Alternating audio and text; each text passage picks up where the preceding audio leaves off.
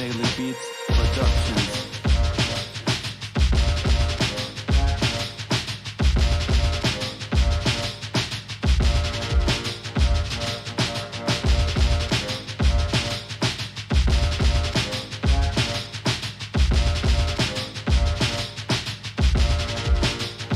Daily Beats Productions.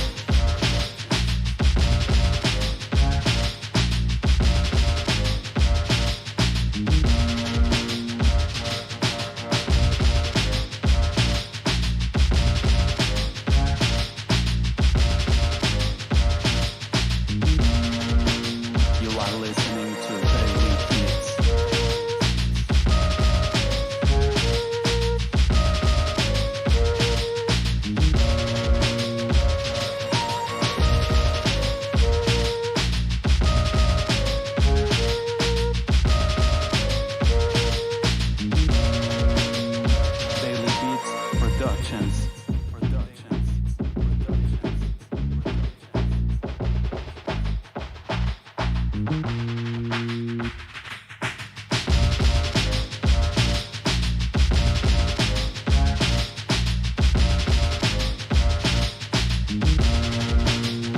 Daily Beats Productions.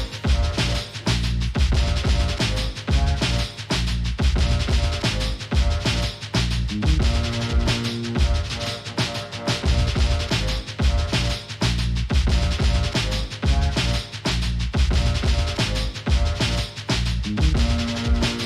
You are listening to Daily Beats.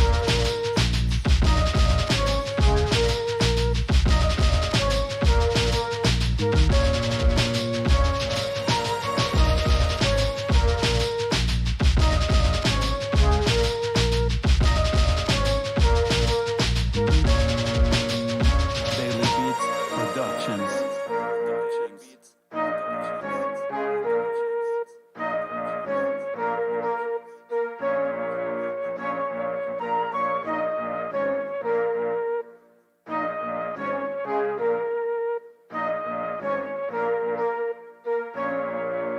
You are listening to Daily Beats.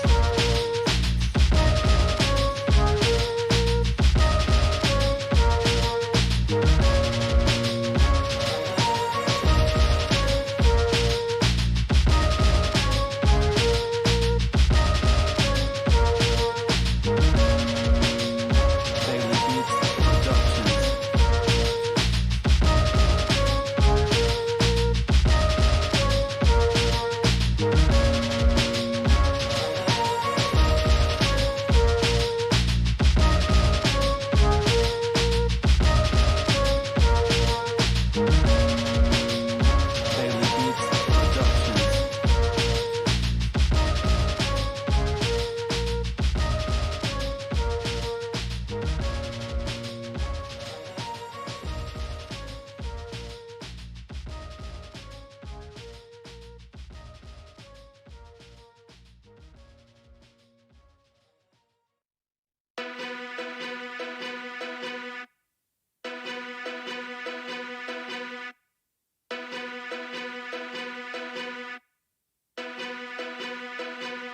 Daily Beats Productions.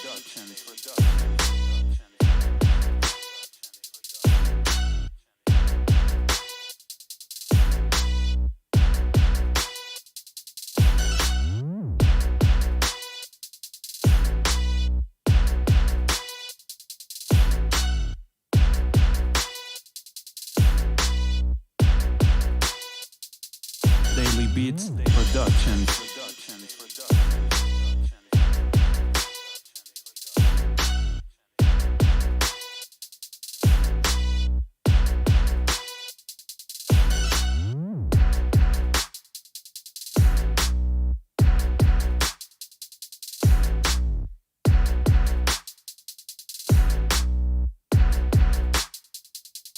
Daily Beats Productions.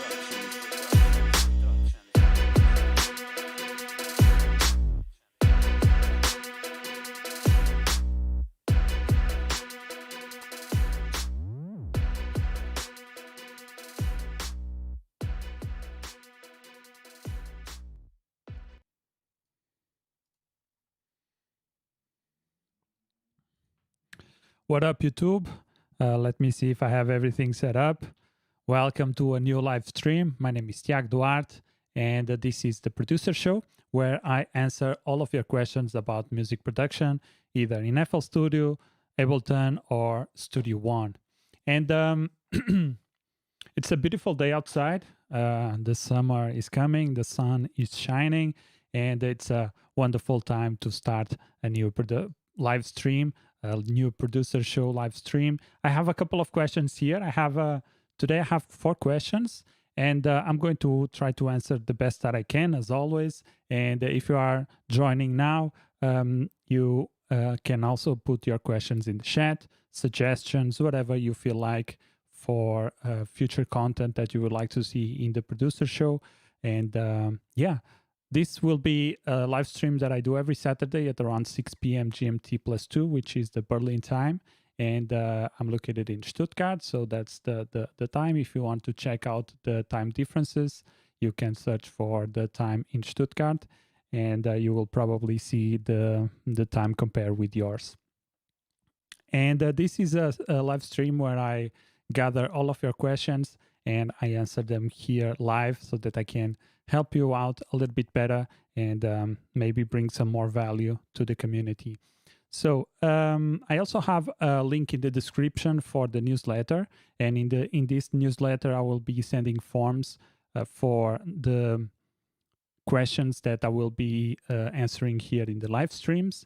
And this newsletter will be only for the live streams. There will be no marketing material, so no product selling stuff, nothing like that. Just straight up questionnaires where you can post your questions, and I will gather them and answer them here live.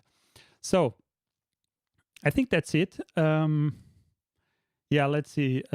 There's probably just me watching, and let's go ahead and let's start the live stream as always.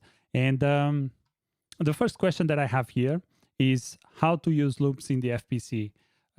So let's switch to FL Studio so that I can show you pretty much this one. So here is FL Studio, and one of the things that we can do, or we have to do first, is load FPC. And let's load the default preset, which has no, not default, the empty one, which has nothing inside. So the idea for this one is how can we, because FPC looks kind of like a MPC, and the idea is to trigger sounds basically from the pads. And of course you can have a normal pad, you can also have a keyboard, or you can also have something like I have here in the top. As you can see, this is the Archivier, and this also has a nice mode to use with FPC. But the idea here is to load sounds and trigger them. I think the FPC was built not for loops, because the looping features in FPC are very limited, if at all. But we can always go ahead and do whatever we want. The thing about loops is that we will not have loops synced to the tempo. So if we want to have a loop, let's say that I'm making a track at 90 BPM, the loops that you load into FPC has to be 90 BPM too. Otherwise, it will be just a little bit of a mess if you want to loop stuff. So let me do something. Let me just create here a loop, a simple chord progression, so that we can export that and loop it here in FPC. Let's see. Let's make this in something like that. And we can make it, let's just make a very simple progression in A minor. Let me see.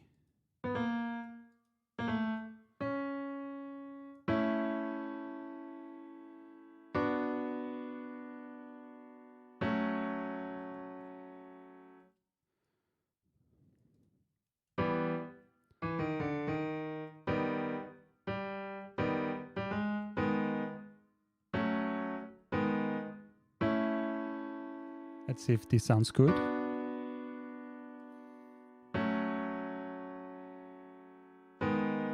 It does not. Okay, this one sounds better. Let's do an inversion.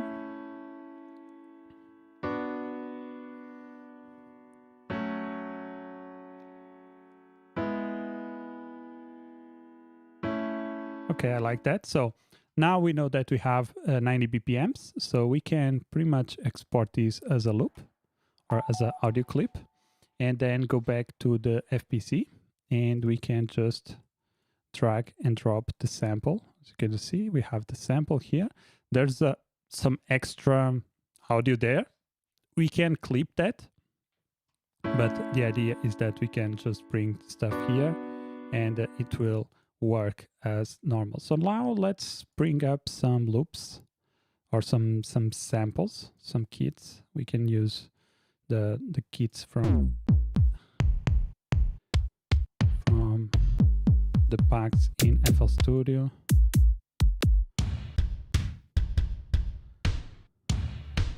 Let's use this one, and now let's grab a snare just for the sake of having a nice beat here.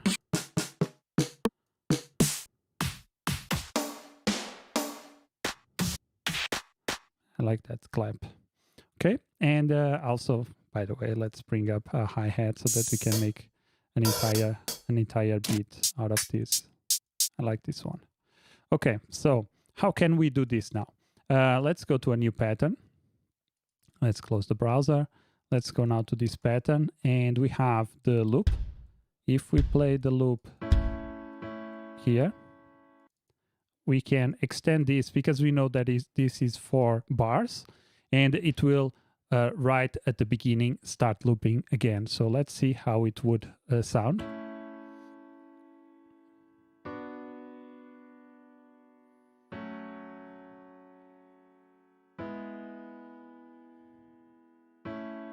As you can see, sounds perfect in terms of tempo.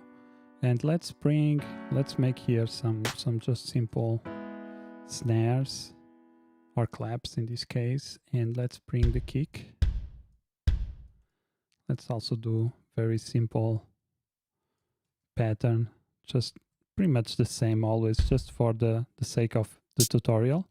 And let's do actually some hi-hats like this. Let's lower the volume of the hi-hats.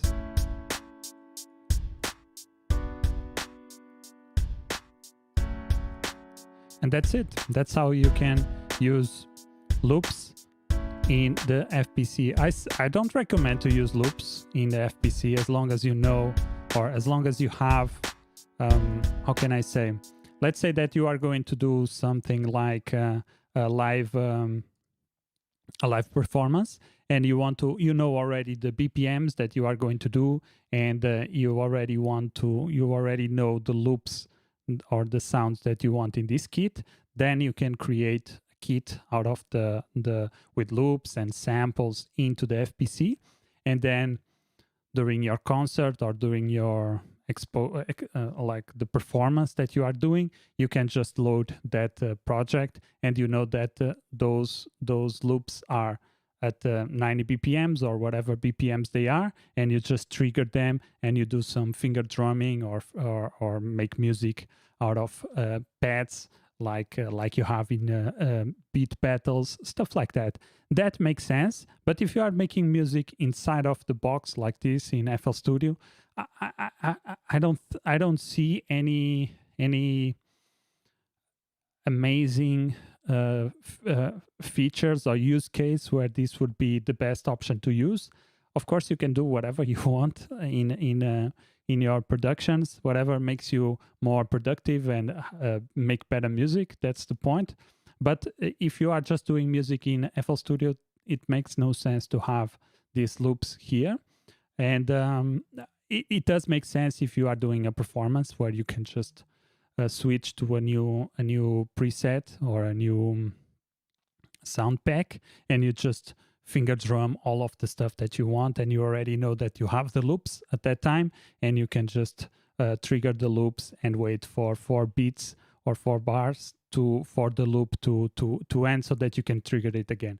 In that case, it makes sense. Otherwise, it does not make too much sense to me. But again, is whatever makes you more productive, whatever makes you make better music. That's the point. And you do you. Okay, let's go to the next question. And this is a nice question, which is the best shortcuts in FL Studio playlist. So, as you already know, I'm a big proponent of using shortcuts, of organizing your projects, of working really fast inside the DAW. And the main thing of this channel is master the software so that it's just you and music. That's the point or the phrase for this channel. And the idea behind that is that you want to go through to understand the best as you can the DAW so that you overcome the limitations that you have. So whenever you jump into FL Studio or open up FL Studio, it's just you and music. It's nothing else. Nothing else matters. It's just you are just involved in that in the process of creating music, of making something out of nothing, and that's a beautiful feeling, at least for me. And because of that, I think it's very important for you to understand the shortcuts that make you work really, really fast, or the key sequences that helps you to have better performance or pro-efficiency in FL Studio, so that it's just you master the software, so that it's just you and music. So let's jump into FL Studio. Okay, and here let's go to the playlist. And as you can see, there's I've talked about this in the past. You can do the same thing several different ways in FL Studio, which is something really cool. But at the same time, it can give a higher level of complexity. But it's very, very powerful, and it's something that you can really, really take advantage of. So let's say that I like to do something in a specific way. You might find it's useful for you to do it in a different way. So it's a good thing to always learn these shortcuts and memorize them, or key sequences maybe, because this is very, very handy. So the first thing that I would like to talk about is how to move the playlist around. And if you right click on the mouse wheel, you see that we have the hand here. And if I move this, you see that it moves the playlist around. This is one of the most useful tools that you will have in the playlist. Is you click on the mouse wheel and you just move things around. This is for me, it's one of the best features in the playlist, because I don't have to think about a key sequence like Ctrl or Shift or Alt to move things around. I just click on the mouse and then I move things around. That's it. You know, I think it's one of the easiest key combinations or key sequence. And of course, you can still have the same. You can still have the same sequence if you click on Shift, as you see here. Shift, it's clicked, and if I where is it? No. I think I got it wrong. Yeah. So the sequence here is the hand. You can click on the middle mouse wheel or in the mouse wheel, and you can just move things around. If not, I think there is a key sequence for that. Let me see. I think there was, but I'm not remembering right now. Next up is Control. As you can see, you can see that my keys here. Control and then right click, and this will zoom in and zoom out. It's very, very nice if you have a project like, let me see. I don't know if this will open. Probably, I hope so.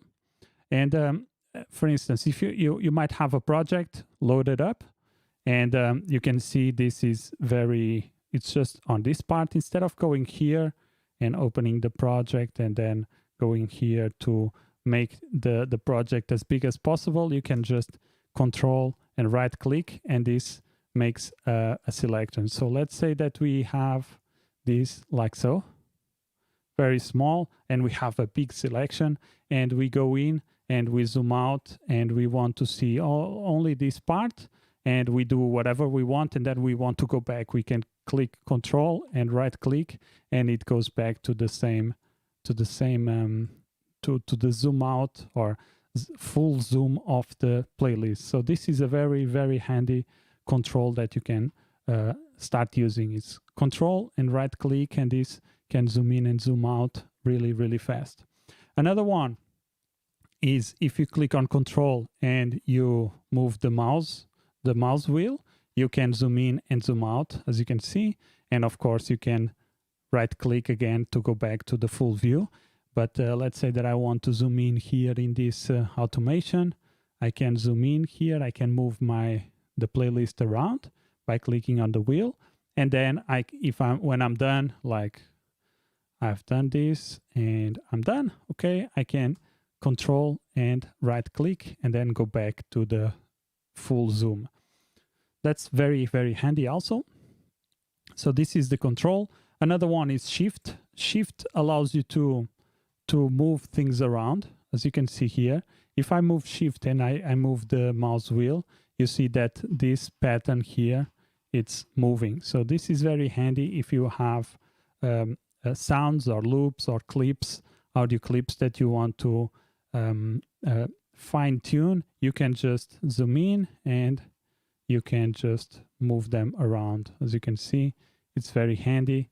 And of course, you have to be careful because it can break your timings, but you can do so like that. Okay, let's see. Let's put this back in place. Okay. Next up, we have Alt. If I click on Alt E and I move the mouse wheel, as you can see, Alt, we start to have a zoom in the vertical space. So like this, it gives me the full zoom out, and then I start zooming in to focus on a certain part, and then I can go with Control and zoom horizontally. Again, it's something that is very, very handy. Of course, I can also click on the Control and then right click and move my mouse around to focus on a specific part, like so, and then I can zoom back out again. So I strongly recommend that you go through the combinations of Control, as you can see, Control, Alt, and Shift, to try to find some of the things that or some of the features that you have here that really can help you speed up your workflow instead of just dragging and dropping stuff, or not dragging and dropping. Instead of, for instance, moving here to try to make a selection, you can just move your mouse and make it really, really fast. It's really, really easy, and it can really increase your performance time or the time that you take. It can decrease the time you take to make to edit stuff in the playlist. Another big shortcut that I really like is if you click on any area of the playlist with the mouse wheel, you see that now I have the hand. So I'm clicking on the mouse wheel and I can move the playlist around. But now if I click on the right button, you see that I get a menu. This is a hidden feature that I discovered by accident in FL Studio. And this is really, really handy because instead of going here to the top, I can just right click or click on the wheel and right click, and it shows me the menu here. And instead of going to the top part here, I can just go and select, let's say that I want to mute something, and then I just mute, and then I go back to the tool. This is very, very fast. Instead of going here, mute, and then go back here to the top, you can just select whatever you want and mute whatever you want, and you are back again in the pencil. So this is very, very handy, and is some of the shortcuts that I found on FL Studio, and it really speeds up my workflow.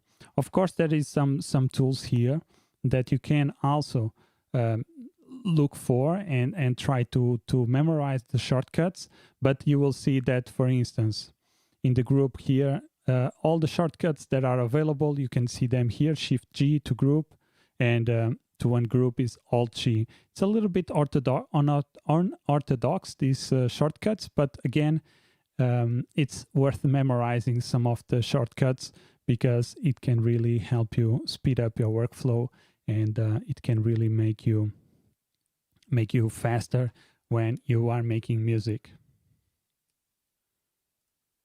And I think that's it for this question. Again, I strongly recommend you start messing around with the shortcuts and messing around with key combinations so that you can get a feel for what type of sequences and key combinations there are available in FL Studio so that you can start incorporate them into your productions.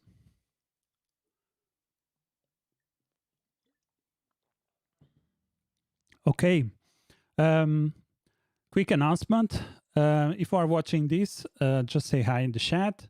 I strongly appreciate that because I can see if you are watching or not, and we can have an interaction here. The idea for these live streams is that I can interact with you a little bit better so that I can have a feeling for what you are looking for in terms of tutorials, what are your questions, so that I can answer them better and help you guys speed up your learning curve. Quick announcements. These live streams will be every Saturday at around 6 p.m. GMT +2, which is the Berlin time. And I'm located in Stuttgart. So if you want to check out the differences, the time difference, this will be you can search for time zone in Stuttgart. And you will see the time difference between your place and my place. And I have a link in the description if you want to ask your questions. They will have a higher priority here in the live stream. All the questions that I have are from there, and you can jump into the link and subscribe to the newsletter, and I will be sending you just emails asking you for questions, and then you can submit your questions and I will answer those questions here in the live stream. Okay, let's go ahead. Today I'm a little bit lonely. I see only a couple of playbacks, and yeah, it is what it is. Let's go and continue the two questions left. So maybe today I'm going to finish a little bit early, which is fine. And the next question is how to manage mixer presets in Studio One. So let's jump to something different today. I usually work in FL Studio, but today I wanted to answer this question for Studio One. So here we are in Studio One, and I have already a track loaded. And one of the things that I like about Studio One, I've talked about it in the past, is my favorite DAW to make beats is FL Studio, and my favorite DAW to mix used to be Pro Tools, now is Studio One.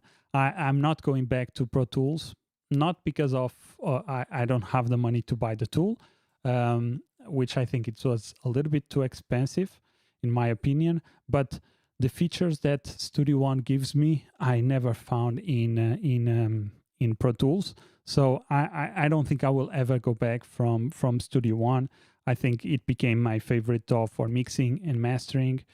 Maybe not mastering, but for mixing and recording. This is my favorite DAW right at this moment. And I really enjoy the fact that I can have my own plugins here. And I can, all the ways to work here in Studio One, it's really, really intuitive. And I think the PreSonus made a really, really good job in terms of usability for this DAW. And yeah, so let's go into the question, which is how to manage mixer presets in FL Studio. So first of all, what is a mixer preset? It's something that it's a preset like for a synth that holds what plugins you have in your tracks and the state of those plugins. So let's say that I use something, let's say that I use in every single track for my mixing, I use a Pro EQ, and I also use a compressor, which I do.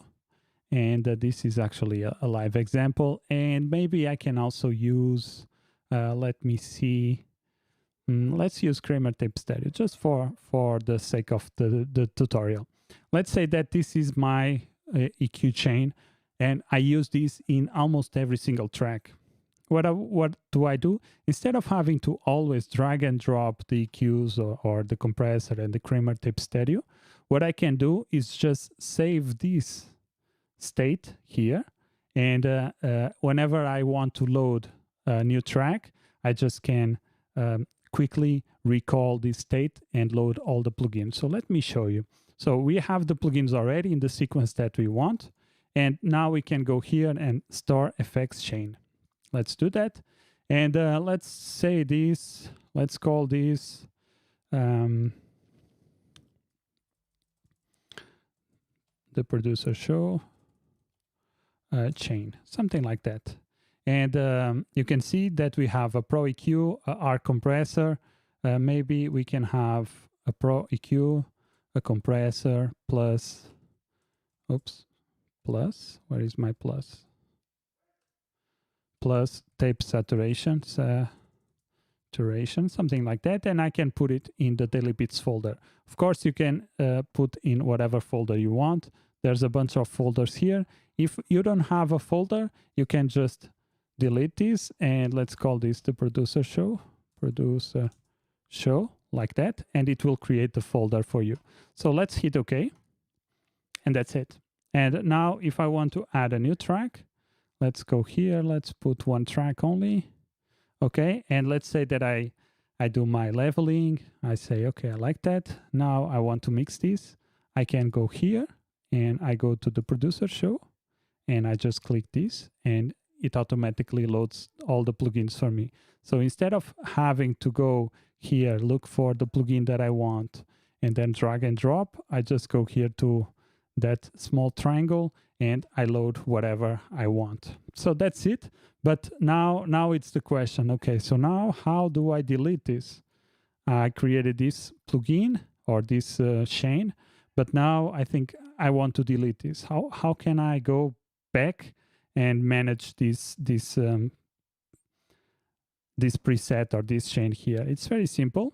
We go here to the browser, as you can see. We open up the browser and then we go to effects. And then we have here something called FX chain. And if I open, you see that now I have here the producer show, which is a folder with this preset here. And you can see that we have a Pro EQ, a compressor, and a Kramer tape stereo. So if I want to delete this, I go here. I can also rename this, show in Explorer. Let's delete this, yes, and it's gone.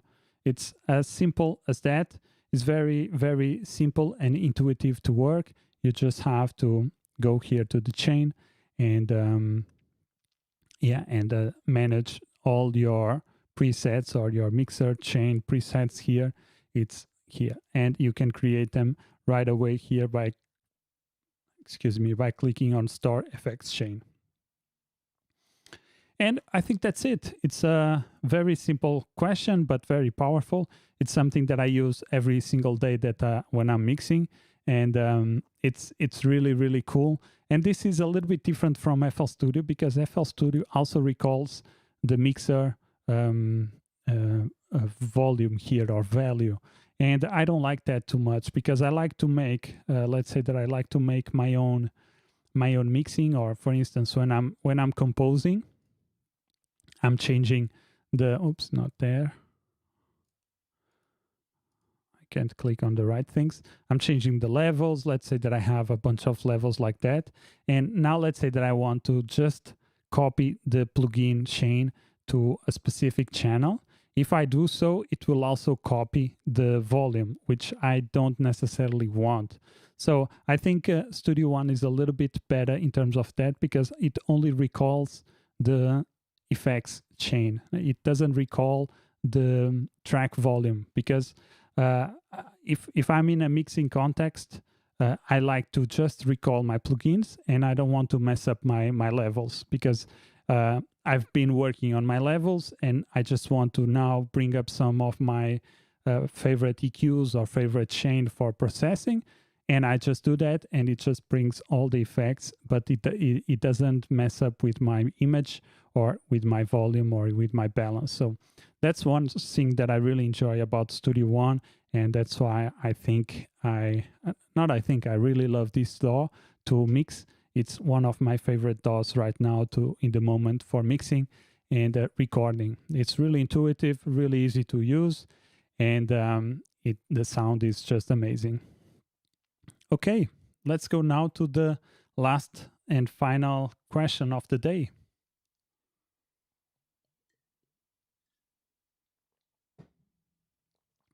Okay, so this question is in FL Studio again, and I think today is going to be a really, really fast live stream. This is like, 36 minutes, and I have only one question left. So maybe in 10 minutes, I'll be finished. So let's go with the piano roll. The question is, what are the piano roll top bar tools?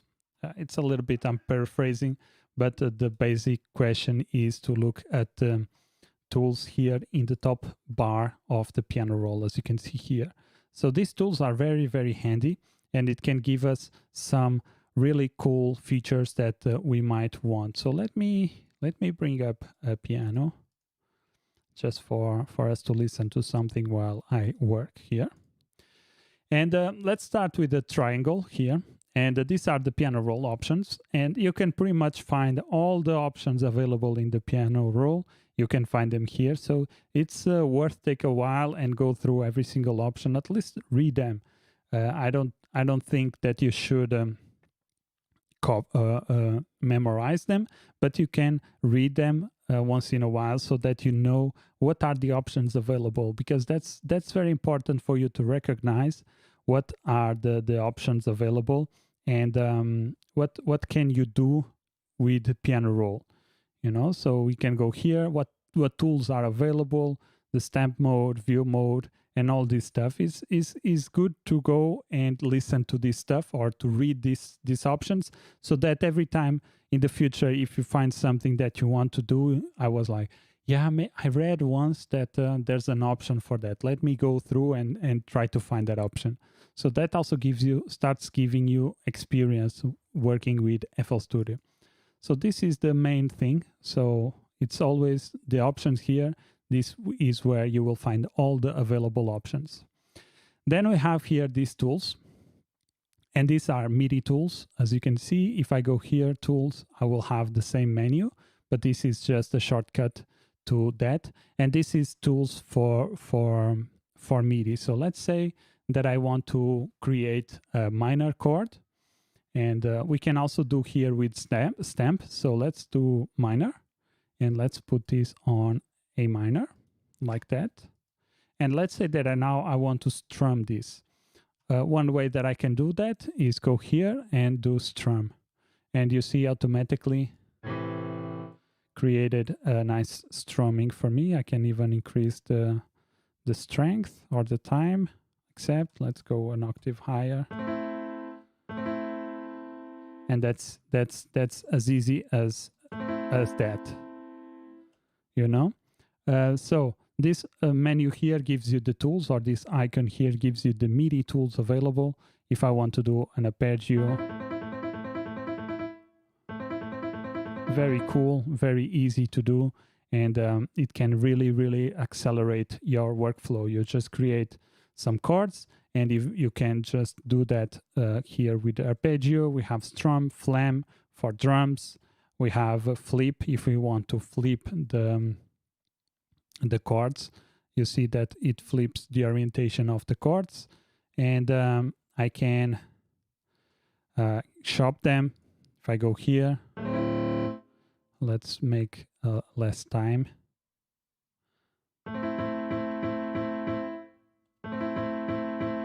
Something like that. Of course, you can mess around with the velocity and panning and all that good stuff. But that's it. So this is the options here, the tools. This is to work with MIDI tools. This here, snap to grid, just gives you controls over how the grid works. So let's say that I want to work with step mode. I go here and you can see that we have these lines here that indicate that this is the current grid. So if I want to put something there, and I can move only in between these lines here that you see. And of course, these darker lines represent a beat or a bar. And then these lines here represent beats, and these ones represent steps. So as you can see now, I can only go in steps. If I choose, for instance, beat, I can only go move in beats. And if I choose, bar, I can only move in bars. So the snap to grid is something that you will use every single time, and it's very, very handy. For instance, if I go 1.5 steps, you see that I can go in half steps, and I can even go further, like 1/4. And you see that the grid starts to go even smaller every time, and we can manipulate, or we can move things in a more granular step size or size, grid size. So that's it. We can always have also none here, and none just enables us to put whatever position we want. We are not associated with the grid anymore. We can move chords or notes around in every single position right there. Of course, there's always a granularity there, so there's always a step there, but you can pretty much move things around without having a fixed grid. Okay, then we have here the step mode. We've seen the step mode. This is where you can create your chords. We have here a bunch of scales also, or melodic scales, percussion, and let's put this one. You can see we can really speed up our workflow by just bringing some of these stamps here, and let's see this slide up. Yeah, this slide up just makes a slide note right there, and let's see how this sounds. Yeah, in the piano roll, in this piano instrument, we don't have support for slide notes, but you can see that we can pretty much do a major. Let's do a major chord here, and you see that is different from the minor in this step here. And that's it. That's the step mode. Then we have the loop mode, which I'm not going to go into detail, but basically we can create loops and have, for instance, this loop in 1 bar, and then have other instruments loop in, for instance, 4 bars. And this will be always in the same pattern. Okay, so let's take that off. Then we have the draw pencil. And if I go here, we have, let me see if I can find where is those tools. I would assume those tools will also be here, but I don't think so. No, those tools are not, you cannot enable these tools in the menu, but let's go through them. So this is the pencil, this is the draw, which as you can see is the pencil that we can just draw stuff in FL Studio. It's very, or in the piano roll. It's very simple, very intuitive. Then we have the paint.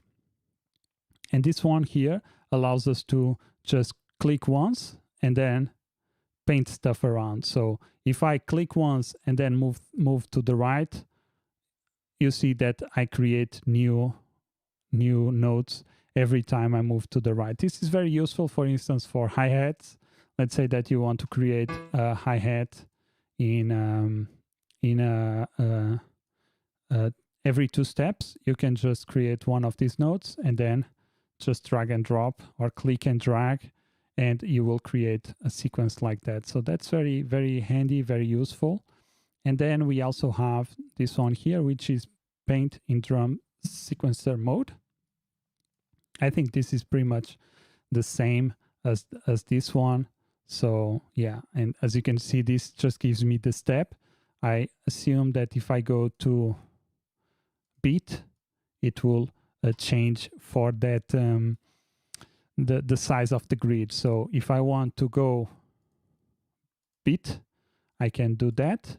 But for instance, if I go to this one And if I have that, you see that it creates only for the size, the previous size that I had enabled. So it will always work with a grid. So let's say, but if I have a higher note like that, I can start here and it creates a bunch of them. But if I have here, you see that it creates based on the size of the step here, or on the size of the snap to the grid. So that's it. This one here is to delete. Very, very, very easy to memorize. We can just click here and delete. And we can also do this with a right click. So if you see, if I right click on the piano roll, you see that I have the same symbol, which is that one, delete symbol. And then we have the mute. So let's say that I play here some notes.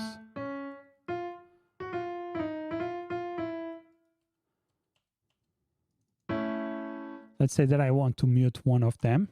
Let's say that I want to mute this one and this one. Now I'm just playing one and I want to mute and unmute that one. This can be very handy if you want to try things out.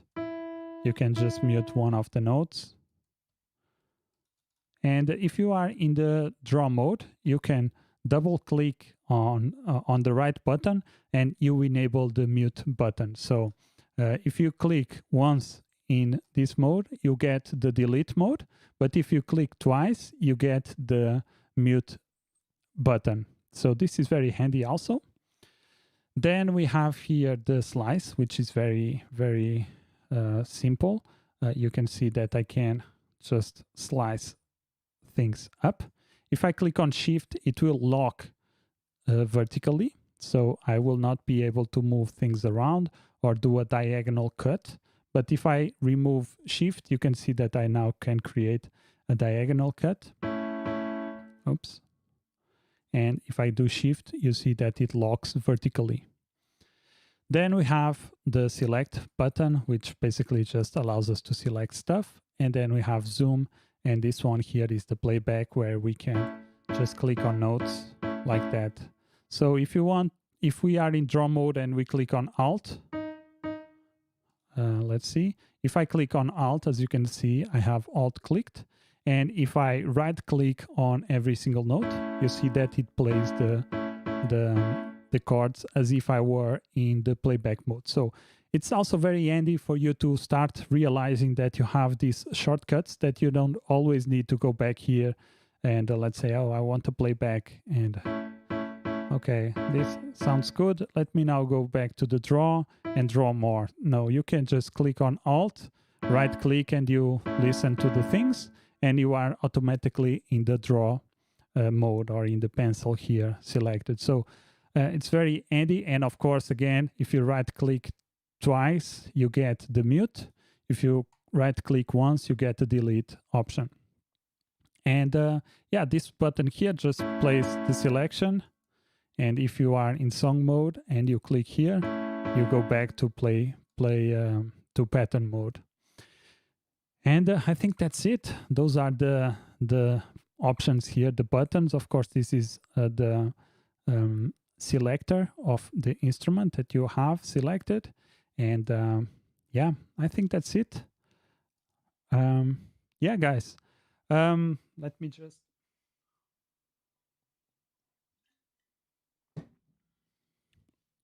So that's it. This was a fun live stream. Again, I will be doing these live streams every Saturday at around 6 p.m. GMT +2, which is the Berlin time. And if you want to join us, be my guest, you can put questions in the chat, and I will try to answer them the best that I can live here in FL Studio or Studio One or even Ableton. I can answer them in pretty much all the DAWs. And I will have a link in the description so that you can download subscribe to the newsletter. And in the newsletter, you can submit your questions. I will be sending forms so that you can submit your questions. And I will be gathering all of those questions and answer them in videos so that I can help you out. And the questions from the newsletter will have a higher priority. So those will have higher priority than the chat. So if you want your questions with higher priority, if you really, really want your questions answered, just consider subscribing to the newsletter. I will not be sending any marketing materials or any product. Will be just for these live streams. So that's it. Thanks for watching. Thanks for joining. I think I have here some information. I have a couple of playbacks, but concurrent views, I think I was only it was only me, which is fine. I'm still building this, and I hope in the future we will be more people joining with more questions so that I can answer them here and help the community. That's it. My name is Tiago Duarte, and I'll see you in the next one. Peace.